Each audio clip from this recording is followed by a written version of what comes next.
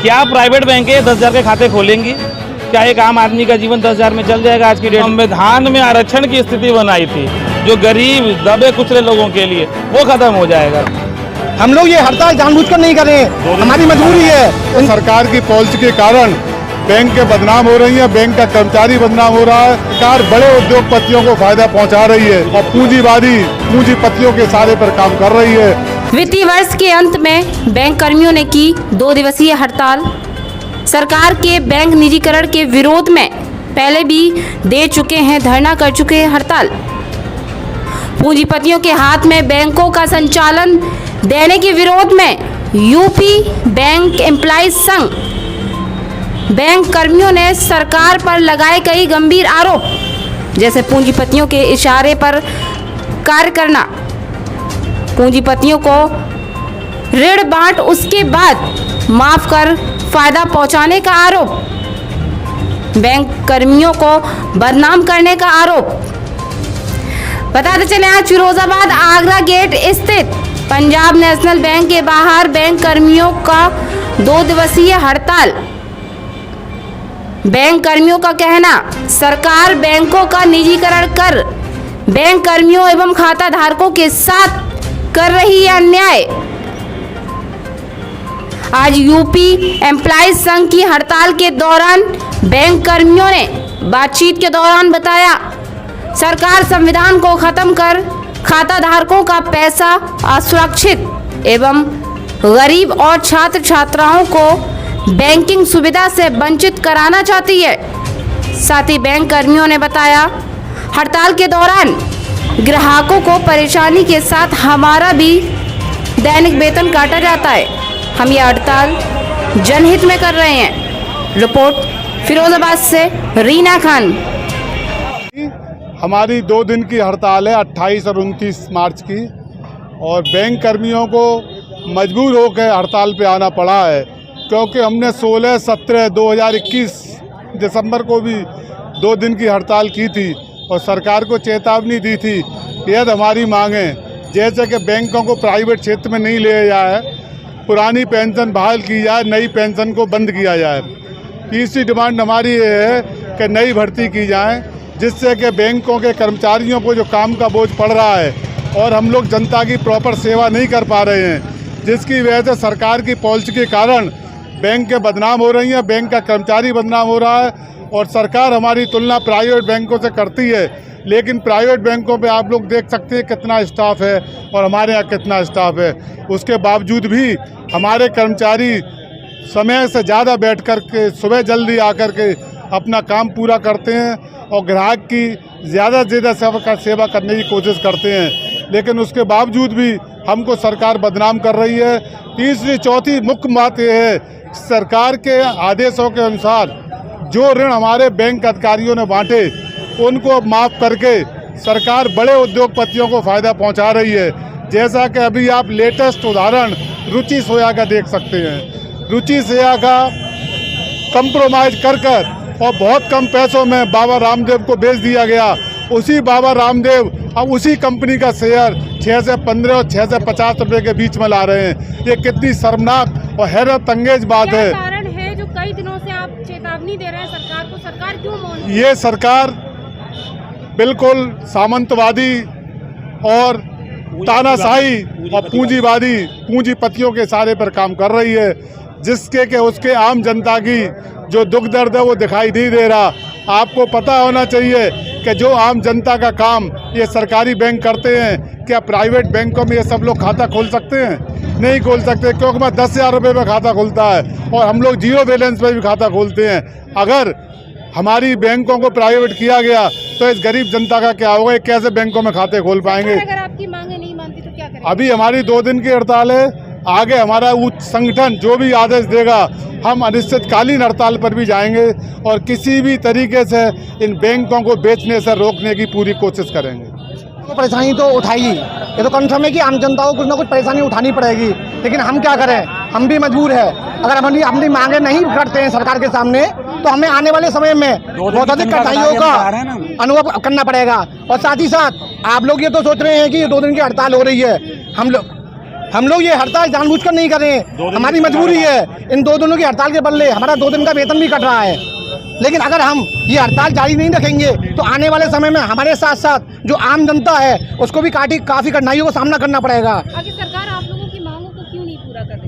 सरकार पता नहीं सरकार क्यों नहीं मांग रही है। एक तो सरकार खुद ना होके पूंजीपतियों के सहारे पे चल रही है। ये पूंजीपति चाहते हैं कि सारी सरकारी बैंक हैं, सारी सरकारी कंपनियों पे हमारा उनका कब्जा हो पाए और वो अपने इशारों पे सभी लोगों को चला सकें। लेकिन ऐसा कैसे होगा?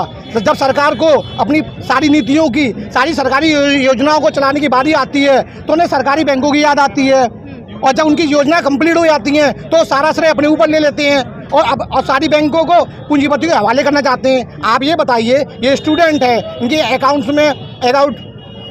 में पैसे आते हैं, इनके अकाउंट में स्कॉलरशिप आती है। क्या प्राइवेट बैंकों के स्टूडेंट अकाउंट खोल सकते हैं? 10,000 रुपये मिनिमम अमाउंट होता है। उस मिनिमम अकाउंट पर ये बेचारे बच्चे स्टूडेंट कहाँ कैसे खाता खोलेंगे? और सरकार की जो सारी योजनाएं हैं 2-2 हज़ार रुपये पे स्टैंडर्ड आता है। हमारी ब्रांच में ही 20 या 22 हज़ार से ज़्यादा जीरो बैलेंस खाते हैं। उन खातों के लिए कौन खोल रहा है? सारी सरकारी बैंकें खोल रही हैं। तो सरकार को ये चाहिए कि सरकारी बैंकों को सरकारी बनाए रखें और जब पूंजी डाल के, और आप जब उस फायदे की बात आती है तो आप ये कहते हैं बैंक घाटे में है। और अगर हमारी देखिए, अभी हम 2 दिन की हड़ताल पे हैं और हमारी मांगे नहीं गई तो आगे चल के हम और हड़ताल करेंगे, और एक दिन ऐसा भी होगा कि हम अनिश्चितकालीन हड़ताल पर चले जाएंगे। फिर देखते हैं सरकार कैसे हमारी मांगे नहीं मांगती है। मैं दीनबंधु त्रिपाठी, पंजाब नेशनल बैंक से अधिकारी संगठन का मैं सचिव हूँ।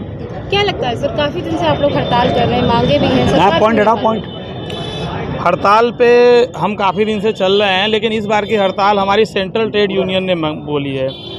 और central trade union labour law में जो चेंज हुए हैं, जो 5 डे वर्किंग के खिलाफ कार्यक्रम हो रहा है, उस सब के खिलाफ गई है हड़ताल में। बैंक भी इसका एक हिस्सा है।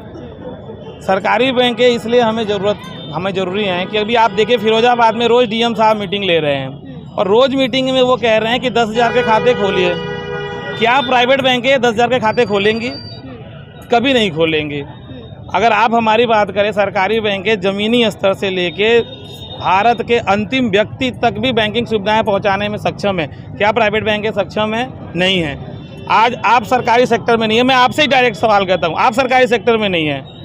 आपके फ्यूचर में जो आपके आगे लीगल हेयर्स आएंगे, अगर सरकारी संस्थाएं रहेंगी तभी तो सरकारी सेक्टर में जाएंगे। प्राइवेट सेक्टर में कितना आप जाके यहाँ फैक्ट्रियों में देखिए या कहीं भी देखिए, 10 घंटे 12 घंटे काम होता है, बदले में उनको क्या मिलता है? 5,000, 7,000, 10,000। क्या एक आम आदमी का जीवन 10,000 में चल जाएगा आज की डेट में? सर, निजीकरण से क्या नुकसान है, क्या फायदे? निजीकरण से सबसे बड़ा नुकसान तो यह है कि रोजगार खत्म हो जाएगा। बाबा साहब अम्बेडकर ने जो संविधान में आरक्षण की स्थिति बनाई थी, जो गरीब दबे कुचले लोगों के लिए, वो खत्म हो जाएगा। सबसे पहली बात तो ये हो जाएगी, संविधान डायरेक्ट खत्म हो गया। सरकारी संस्थाएं रहेंगी, हर लोगों को उसके अधिकार पता है और अधिकार के बाहर हम चाह करके भी उनका उपयोग नहीं कर पाएंगे, ताकि पैसा सेफ रहेगा। लेकिन प्राइवेट सेक्टर में आने के बाद आपके अधिकार खत्म है। आपको काम करना है करो, नहीं करना है घर जाओ, दूसरा कोई काम करेगा। तो सरकारी संस्थाएं तो जरूरी है। दूसरी बात क्या है? पैसा आपका है। पब्लिक का पैसा किसके पास होना चाहिए? पब्लिक के पास होना चाहिए। निजी का मतलब ही निजी है। वो निजी हाथों में क्या, वो सबसे पहले अपना देखेगा, बचेगा तो आपको देगा, नहीं तो नहीं देगा। तो निजीकरण में आपका पैसा सुरक्षित नहीं है। एक दिन आएगा कि वो एकदम सीधे कहेंगे कि सर हम तो दिवालिया हो गए, हमने रिलायंस को दिया था, हमने टाटा को दिया था और हम तो दिवालिया हो गए। 5 लाख की जो आपकी इंश्योरेंस पॉलिसी है वो पैसा पकड़िए, बाकी भूल जाइए। आगे आप लोग सर क्या करेंगे? सरकार अगर मांगे? देखिए, ऐसा पहली बार हुआ है कि बैंक 28 और 29 को हड़ताल पे गई है। 28-29 मार्च की हड़ताल बहुत बड़ा मायने रखती है। जब क्लोजिंग होता है, जब बैंक कर्मचारी रात दिन काम करते हैं, उस समय कितनी मजबूरी में हम हड़ताल पे गए होंगे। सरकार को इस बात से चेतना चाहिए। अगर किन्हीं भी परिस्थितियों में अब ये बातें नहीं मांगी गई तो ये महात्मा गांधी की करो या मरो की लड़ाई में बदलती जा रही है। अब अंतिम स्थिति यही आएगी कि या तो हम अस्तित्व में रहेंगे तो रहेंगे, वरना हम खत्म हो जाएंगे, लेकिन सरकार को उखाड़ फेंकेंगे।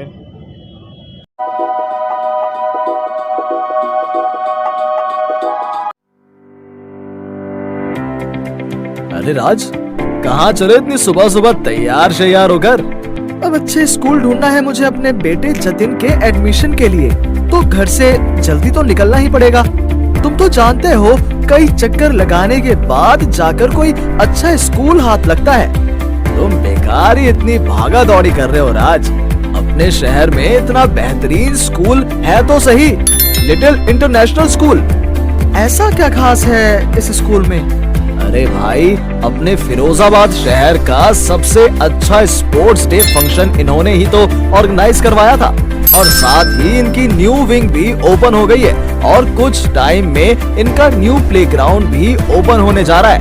और तो और ये प्रतिष्ठित हैं अपनी smart classes, excellent teaching staff, बेहतरीन सिक्योरिटी, बेटर टीचिंग मेथड्स और ट्रांसपोर्टेशन के लिए। अब जब लिटिल इंटरनेशनल स्कूल है तो किसी और स्कूल में एडमिशन क्यों लेना? थैंक्स आयुष, मैं आज ही जाकर इनसे एडमिशन के लिए बात करता हूँ। हाँ बिल्कुल, आज ही विजिट करो little international school opposite MG girls inter college, Devnagar road, Firozabad, या इन्हें कॉल करो 7417341131 पर, या व्हाट्सएप करो 9870857575 पर।